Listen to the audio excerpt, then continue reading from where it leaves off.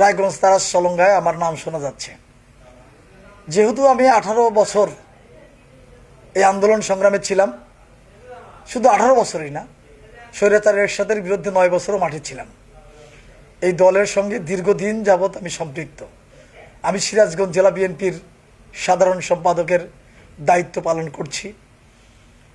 এই দায়িত্ব পালন করতে গিয়ে আমার 18টি ইউনিট সকল থানায় দলকে সংঘবদ্ধ করেছি আমাদের নেতা তারেক রহমানের নির্দেশে এবং সিরাজগঞ্জের কৃতি সন্তান ইকবাল হাসান মাহমুদ টুকু ভাইয়ের নির্দেশে সিরাজগঞ্জের 18টি ইউনিটকেই আমি সংগঠিত করেছি। তারাস রায়গঞ্জ সলঙ্গাতে আমার নিজস্ব কোনো আবাসস্থল নেই, বাড়িঘর নেই। সেখানে আমি কোনো ক্যান্ডিডেটও ঘোষণা করি নাই। তারপরেও বলতে চাই, যদি আমার দলের চেয়ারম্যান আমাকে এই সিরাজগঞ্জের যে কোনো জায়গায় যদি কোথাও রাজনৈতিক স্বার্থে সেট করতে চান, এটা ওনার ব্যক্তিগত ব্যাপার।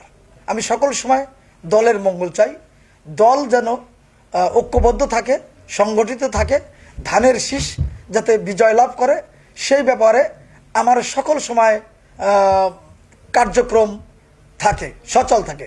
শুধু কে এমপি হতে পারলো, কে চেয়ারম্যান হতে পারলো, এই বিষয়কে কেন্দ্র করে না।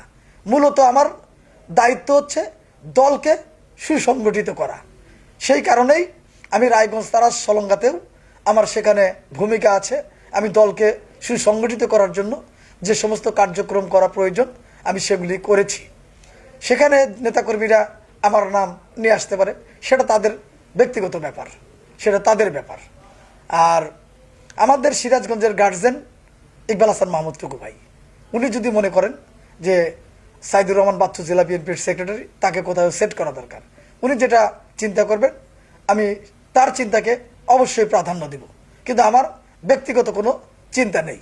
আমার ব্যক্তিগত চিন্তা এখন একটাই, এই সিরাজগঞ্জের 18টি ইউনিটকে সংগঠিত করে নির্বাচনে যাতে জয়লাভ করানো যায়, দলের মধ্যে যেন ঐক্য থাকে, এটাই আমার মূল চিন্তা, মূল পরিকল্পনা। সবাই তো আসলে পার্লামেন্ট মেম্বার হতে চায়, কেউ হতে চাইবে না। তো পার্টির চেয়ারম্যান যাকে মনোনয়ন দেবে তার জন্য কাজ করতে হবে, এটাই আমার মূল ঘোষণা।